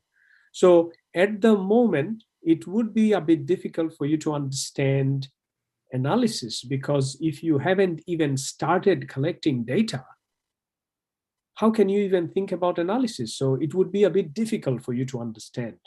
And therefore, I will focus on just one analysis which you are most likely to use. This is the most common analytic method for qualitative case studies in social sciences such as ELT, and that is called thematic analysis. Most of you, maybe all of you, will do thematic analysis. The other ones, maybe you won't do it because it takes more time, okay? So how do we do thematic analysis? So once you have the data, once you have interviewed your 4 participants or 6 participants, and you have transcribed the data, you've written it down, how do you analyze it? Remember chapter 4, analysis. What do you write? How do you analyze? You can't rely on your common sense. I told you the problem with common sense. Taketa, Naluma, Himba, remember? Unta, Salju. We can't rely on our biases, misconception. They have to be informed by theories. Your research has to be disciplined, systematic. So how do we analyze without relying on common sense? Doing it like, oh, it's, you know, my participant said this, so it means this. My participant said that, it means that. You know, you can't just rely on that. You have to do it systematically. How do you do it? There are 6 steps of doing thematic analysis, okay? This is just a slide where there is an explanation of what thematic analysis means. I'm not going to spend too much time because it's very common and you probably already know it. These are the 6 steps. Just take a look at it. And this happens after you have collected data and you start. So you finish the interview, for example, and you're transcribing data. It starts here. You familiarize yourself with data. You read, transcribe, you write down initial ideas on the margin, like I think he was talking about this, or, you know, things like that. And then you generate codes. Codes are broad. And the codes are usually a bit random because you might have 10 or 15 different codes. And then you narrow it down into themes. Themes are usually based on research questions, or themes are based on the different sections in your lit review. So fewer themes. So codes, more. Themes, fewer. Reviewing themes, defining and naming and sequencing the themes. Like these are the themes might be how you order the structure, the different parts of your analysis chapter. And finally, producing the report. So these are all the steps, the 6 steps for thematic analysis. And these 6 steps will make your analysis systematic and disciplined. If you don't follow this, then it might be random. Now, this is not the only way of doing thematic analysis. This is from Brown and Clark. Here's the reference. This is one way of doing it. You don't necessarily have to use Brown and Clark. You can use a different thematic analysis steps or procedure. But it has to come from, you know, your reading from an article or from a book, and you have to justify your analysis using this or any other steps or procedures. Otherwise, it is not systematic. So when you analyze data using those 6 steps, and when you start writing it, this is the order in which you write the different sections. First, you say understanding. It means you understand what your participant has told you. That is not analysis, that's just understanding. Analysis means what you think they told you.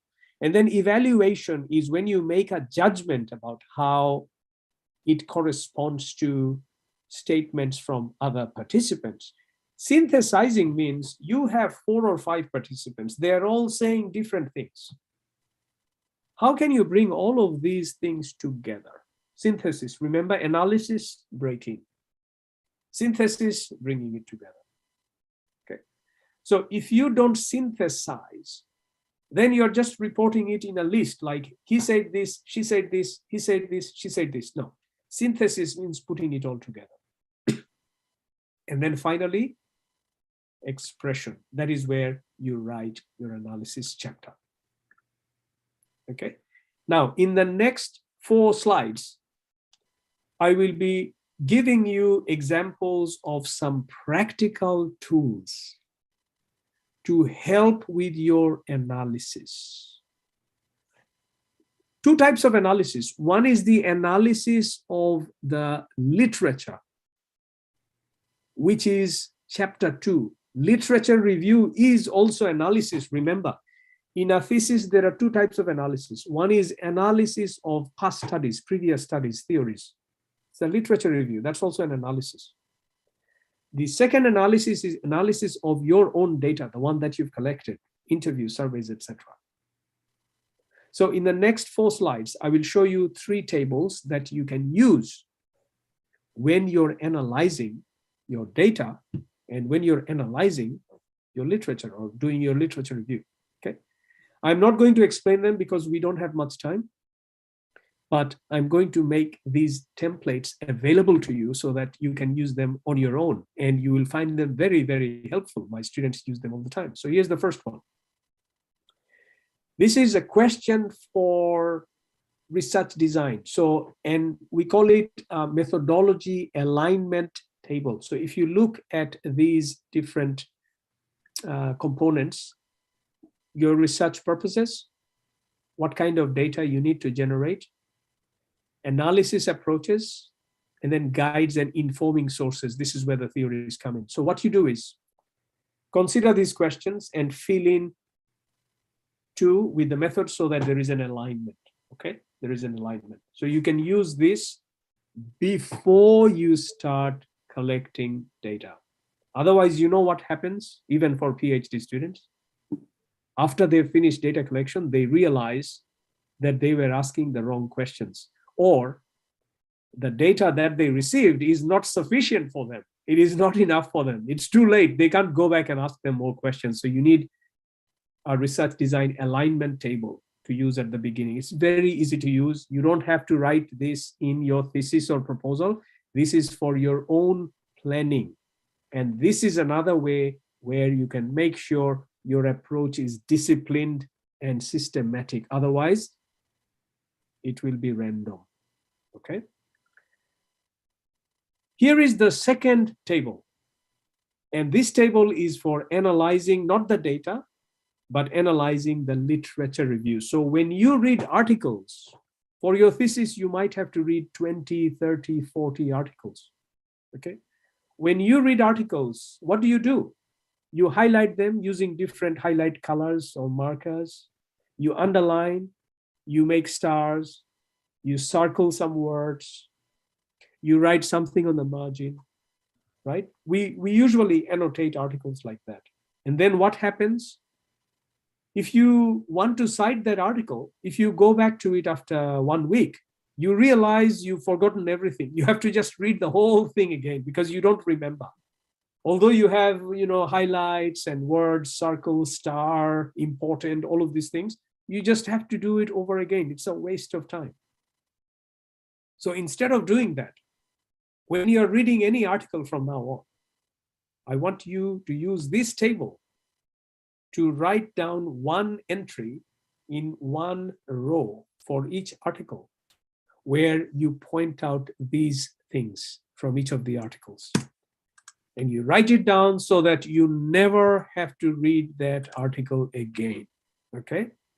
So when you fill it in, this is what it looks like. This is just an example of how you can read an article, put the main points here, and then use this table with maybe 20, 30 articles to write your literature review. You don't have to go back. You can even put the direct quotes there if you want.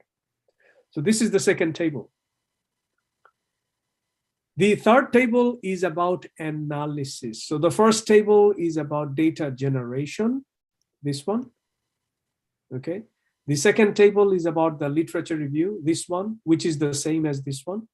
And the third one is about data analysis. And here again, you can see that this is similar to the first one, but this time you're also looking at the different other aspects of it. So please use this in your research. Another way of making connection between research question, aims, themes, findings is to do visuals like this. Okay, organizing maps or mind maps. You can do mind maps, and they really help you. You need to do this while you're writing or before you're writing, and they can actually help you. So that's another way of making an alignment between theories, methodologies, data collection, data analysis, and the research questions. And that is another way of making your study systematic and disciplined using mind maps. All right. So now this is the last part of my presentation. And here I have a number of slides. And in these slides, I will show you the mechanics of writing, which means some of the things, this is not to do with content, this is to do with your writing and your language. And again, I'm not going to explain all of them because they are self-explanatory. So if you look at my slides later on, you will understand. Language issues, okay? The proposal or a thesis is a very specific genre of academic writing, which means it has to be written in a very particular genre-based language. Of course, I'm talking about English language. And I'm not talking about grammar. I'm not talking about writing grammar. I'm talking about choice of word. For example, if your participants are primary school students, you have to call them students. You can call them children, but you can't call them kids. Why? Because kids is colloquial. You can't use the word kids in a thesis. So it is not about grammar. It's about appropriateness of vocabulary. So we will just look at some of these language issues, but I'm not going to explain them. And once I finish these slides, the very last part of my presentation, there are 2 slides where I will give you a list of possible topics that you can choose for your thesis. Just some suggestions if you want to. So here we go. Hedging is a very important linguistic feature in a thesis. Okay. In social sciences research, we should never say, it has therefore been proved that, or it can be concluded that. Why? Because our epistemology is interpretivism, constructivism. It is not like in physics or chemistry where we can prove something. So we have to use hedging. Like, it is possible that, it is likely that, it appears that. Participants seem to indicate that, evidence suggests that. We have to use this kind of language. This is called hedging. Don't say, therefore it has been proved that. Don't say that. This is hedging. Very, very important. Where? In your analysis and in your discussion. Okay, so some of the common problems are that there are no topic sentences, overviews, or what we call signposting. Okay, so we need signposting like this, very important. Poor development of argument. It's like description, description, description, description, but there is no argument. It's just, you're just saying who said what, nothing else. No consideration of opposing arguments. So you have only chosen the theories that are in alignment with your argument, but you have not chosen an article or a theory that says the opposite. A good review of literature must have both argument and counter argument, not just one side of the story. Okay, now here are a few more. I'm not going to explain them because very, very easy to understand. These are the types of language issues that we need to avoid. So don't say everyone knows that, okay? Things like that. And finally, this is probably the last one. No, there is one more. So this is for the analysis. And then look at this list of sentence prompts. We probably always say if, therefore, but do we try to say something like, from this we can see that it can be assumed in the light of, or even in order to say something opposite, instead of saying but, or however, you can bring in variety, but saying despite this, in spite of this, notwithstanding this, things like that. For counter arguments, you might be using some of these prompts. Okay.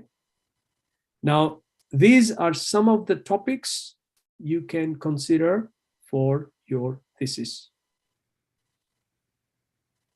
I was teaching at UNP, Universitas Negeri Padang, 2 months ago, a course called Thesis Writing, and I found out that most of the students in the class were researching a very narrow group of topics. You know, it's about COVID, or it's about grammar, or it's about vocabulary, or it's about writing assessment.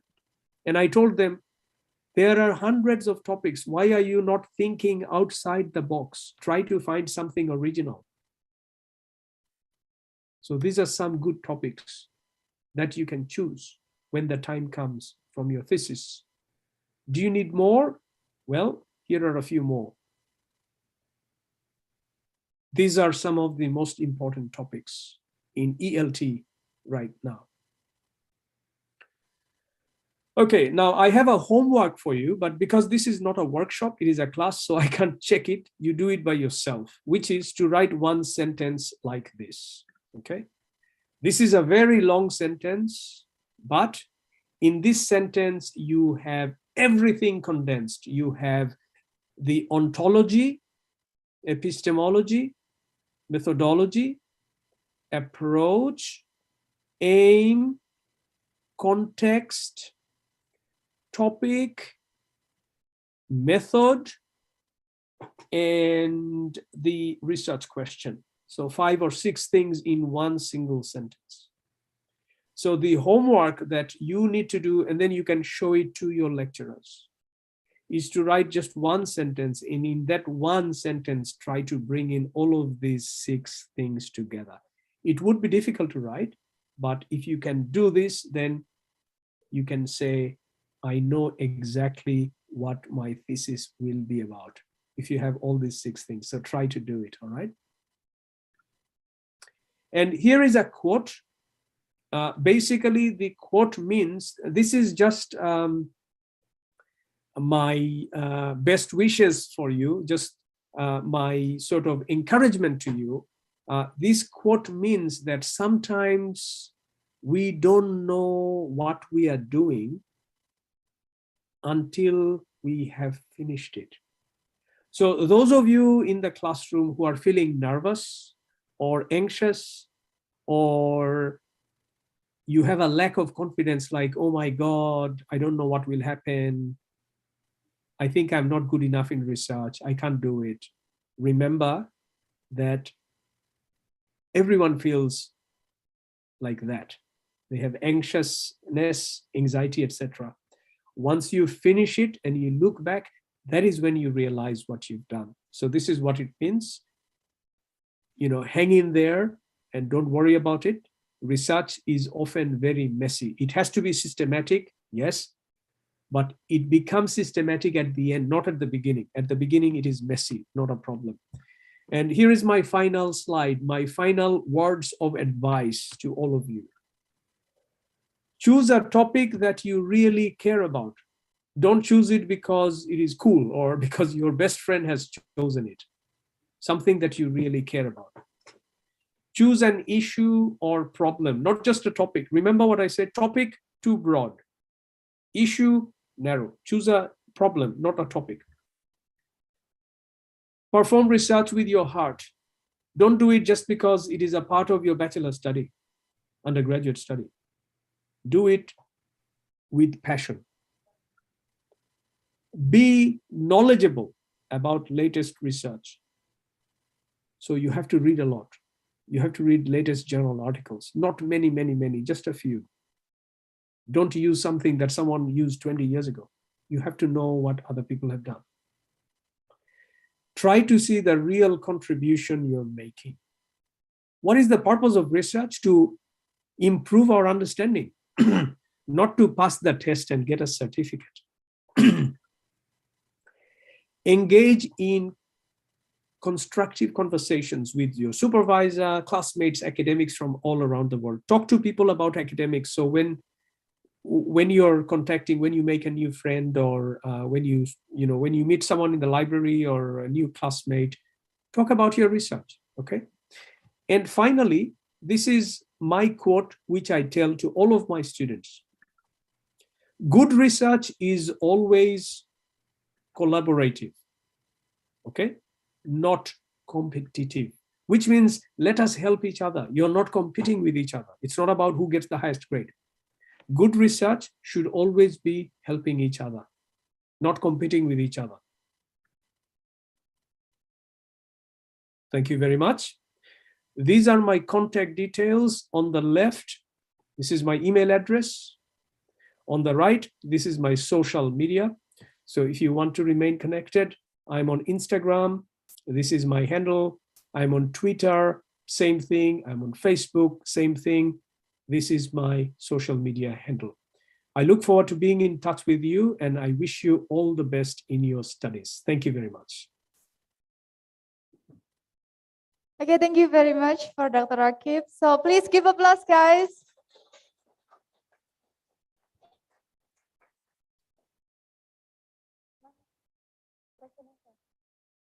Okay, thank you very much, Dr. Rakev, for the knowledge and the experience that shared to us. We are very appreciated.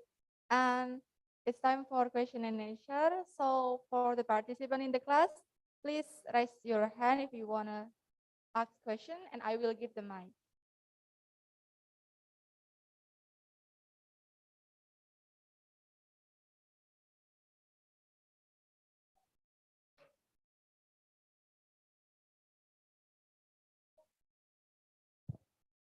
Check. Checking voice one.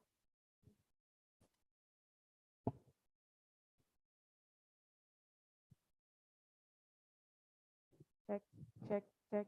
Checking voice 1, 2, 3.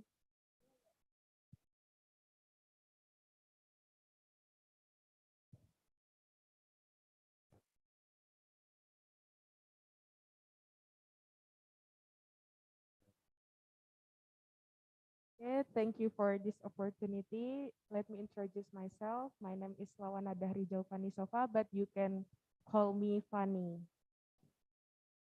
I wanna ask you. Sir, could you hear the voice? Okay, thank you.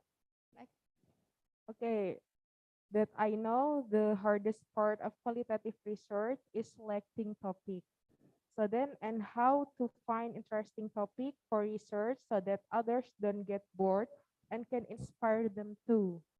And is everyone allowed to do research, and are there certain conditions to be able to do research?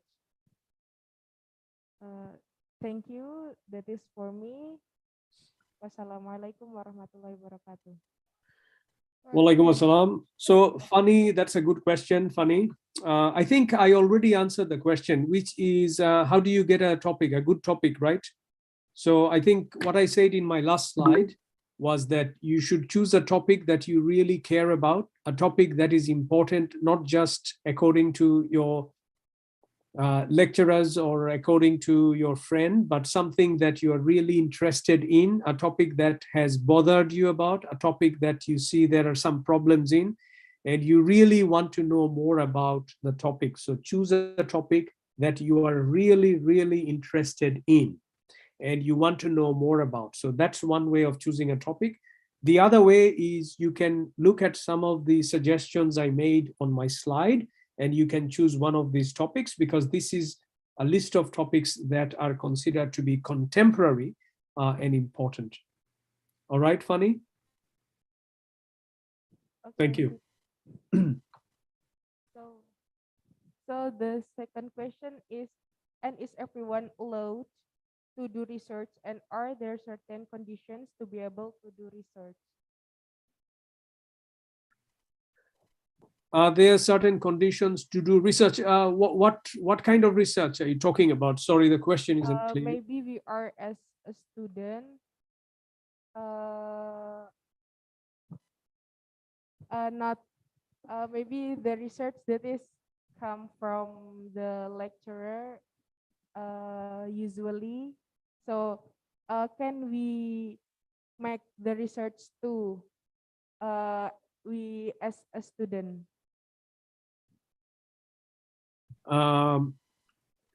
Do you mean researching with your lecturer together, or? Just ourselves as a student.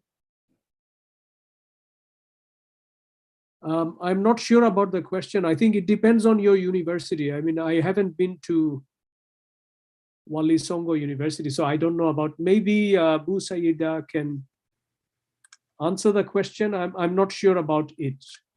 The requirements of doing research. Yes. Or can anyone else reinterpret the question for me so that I can answer it? I'm sorry.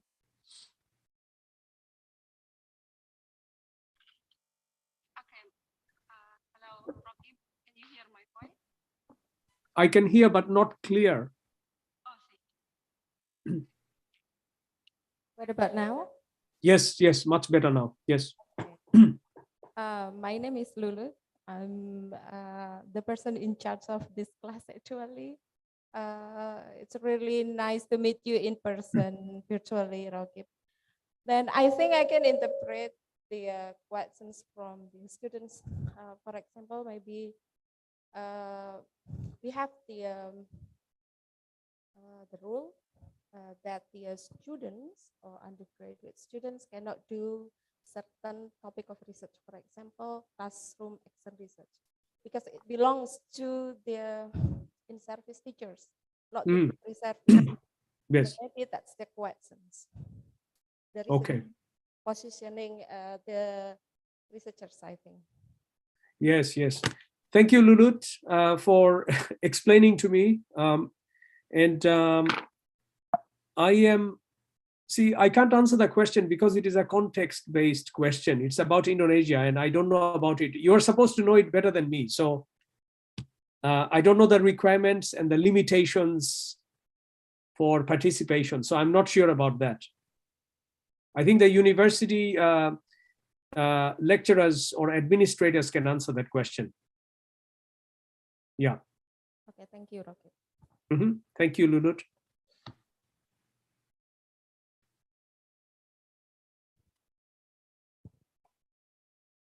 Hello, sir. My name is Siwi. So I have some questions. Yes. The first question is. Tiwi, can you speak louder, please? Okay. Related to your questions about qualitative and quantitative. Can we combine qualitative and quantitative methods for the research? Yes. And that's the first question. And the second question is how long it takes to write, collect data, and analyze and publishable research paper. Okay. Thank you, sir. Tiwi, thank you for two very good questions. So the answer to the first question is yes, you can combine qualitative and quantitative together. And usually this is called mixed methods research, qualitative, quantitative. Usually mixed methods research is better because it means you have at least two methods. One quantitative method such as survey, and at least one qualitative method such as interview or observation. And when you combine quantitative data and qualitative data together, you have triangulation, and you also have more, you have richer data. So it can be done. However, quantitative data and qualitative data, combining these two usually take a bit longer. So if you have enough time, I encourage you to do both qualitative and quantitative mixed methods. Very good, absolutely possible, and very, very good approach. I like it. Your second question is about how long it takes to do everything. Basically, do your reading, design your methodology, apply your methodology, collect data, transcribe, analyze, and then write the whole thing, right, Tiwi? So it depends on two things. One is the length of your thesis. So I don't know at Walisongo what is the word limit for a thesis. At Monash University, for undergraduate, it is 8,000 to 10,000 words. So if it is longer, it takes more time. If it is shorter, it takes like less time. For a PhD thesis, 100,000 words. So it takes about 3.5 years. But for undergraduate, if it is 8,000 to 10,000 words, like at Monash University, it usually takes 4 to 5 months, usually, right? The second thing, it depends. So the first thing, it depends on the length. The second thing, it depends on your methodology. If you are, and your number of participants. So if you are doing qualitative, and if you only have 4 participants, then it will be quicker than having 10 participants, or having a mixed method study where you have at least 2 methods. And thirdly, how long it will take will also depend on how disciplined and systematic you are. So for example, if you use the 3 tables that I showed you, right, 3 tables, from the beginning, it means you are preparing your writing in a systematic way from the beginning, because some people do it at the end, but you're doing it from the beginning. If you do that from the beginning, then you can do it quicker. So to summarize, how long it will take will depend on 3 things: your word limit, or how many words you're required to write, or how many pages you're required to write, your number of participants and number of methods, and thirdly, your own self-discipline. It depends on these 3 things, how long it will take. Thank you. Thank you, sir. And I have one additional question. Do we need a mentor to do all research, mentor or associations like that? Okay, Tiwi, I can be your mentor if you want. Yes, of course. Okay. Okay, so to answer your question, yes, every beginning researcher, when they are writing a thesis for the first time, they need a designated supervisor to help them. Everyone needs it. No one should be expected to write a thesis or even a proposal on their own. Now, I don't know at Walisongo the supervision arrangement, but usually everyone has a designated supervisor. So for example, at Monash University, for undergraduate masters, everyone has a supervisor, and the supervisor is an expert in that area, the student's area. And every student meets their supervisor for 1 hour face-to-face meeting every 2 weeks, all the year round. So every master's undergraduate, 1 supervisor. For PhD, every student has 2 supervisors, and they continuously keep on meeting, sending. So you need direct feedback and direct feedback and direct comments and suggestions and advice on your specific topics. Not just supervisor saying, read this, read that, read this, read that. No, the supervisor has to read your writing from the beginning, draft 1, draft 2, draft 3. chapter 1, chapter 2, chapter 3, give you feedback, and you slowly improve. So we spend a lot of time. So to answer your question, yes, every researcher, especially first-time researcher, like undergraduate, they need a supervisor. I don't know how the arrangement is at Walisongo University, but everyone needs a supervisor. Now you didn't say supervisor, you said mentor. Supervisor has to be official. Supervisor has to be from your university, but anyone can be your mentor. So see if there is any lecturer or any senior student or any PhD student who can be your mentor and help you. So right now, I have 11 PhD students, okay? And I always try to connect them with senior PhD students so that they can learn from them. So mentoring doesn't have to be from a supervisor or a lecturer. Mentoring can also be from some student who is senior to you and has already done this. So they have done this. They can only be 1 or 2 years older than you, but they've done it. So see if you can find someone who can be your mentor. But the role of mentor in supervision and thesis writing is very, very important. Thank you. Yeah, I get the point. Thank you, sir.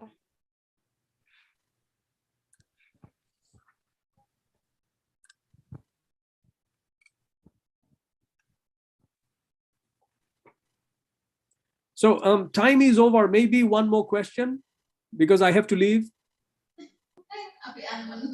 One more question. Okay. Okay, thank you for the time Oh. given to me. My name is Nanda Nurul Aulia Tiffany. You can call me Nanda. I have a question. What method do you think more worth to use? Is it qualitative or quantitative? And what are the strengths and the weakness of these two methods?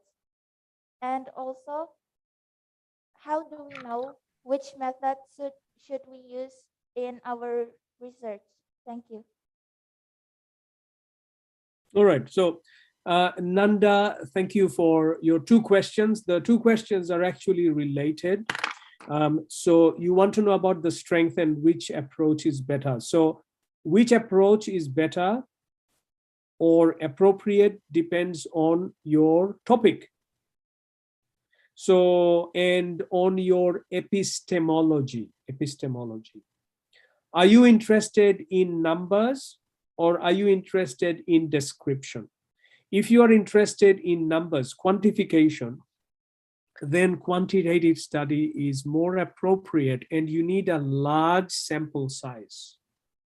So for example, if you are looking at students' perceptions of a particular teaching methodology, a pedagogical approach, and you want to know the opinion of everyone in the classroom, or even a comparison of two classrooms, each classroom has 30 students, then the appropriate or best strategy would be quantitative. So you can have survey with close-ended questions, Likert scale, yes, no questions, and then you can translate the findings into percentage and line graph and bar charts, pie charts, etc. So quantitative. However, if on the other hand, you're interested in individual, personalized, subjective ideas of students about what they think about the pedagogical approach, then you need a smaller group and you need to talk to them. You need to ask them open-ended questions, which is not possible through large-scale, quantitative, close-ended surveys. So in that case, you need to meet them individually or in a small group, focus group discussion. So individual interview, focus group interview, group interview. In that case, it's a qualitative. So which one is better? There is no answer. For some of you, quantitative is better. For some of you, qualitative is better. It depends on the aims of your study, what you want to find out. So Nanda, how do you decide which one is better? You can read previous studies, you can read articles based on similar topics and see what they have done, what the methodology was. And then that will tell you whether you want to do it or you want to do it differently. So that is one way of looking at it. And of course, you can also combine your theories and you can have mixed methods like qualitative, quantitative, both. You can do that as well. So it depends on your topic. Thank you. Okay, thank you, sir. Okay, thank you very much for Dr. Rakev. So please give applause once more.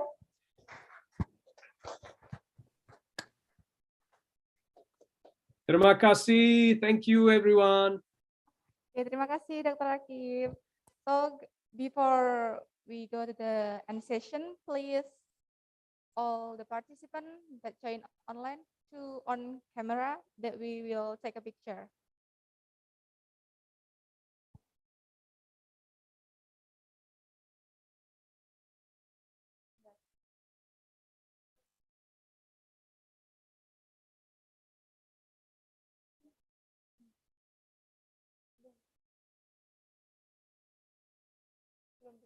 Bentar. 1, 2, 3. Oke. 1.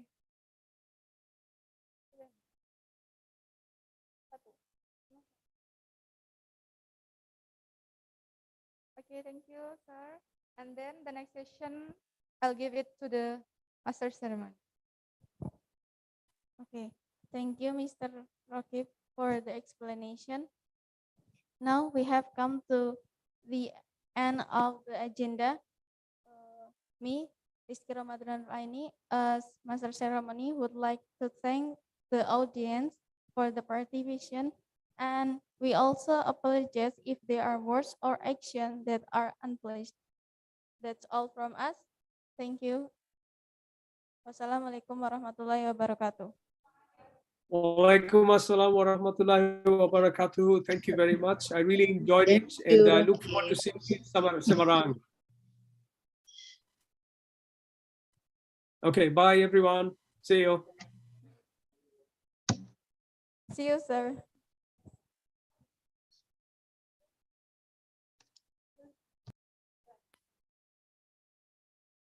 Thank you, Bu Lulut. Thanks all for joining this class offline. Ya.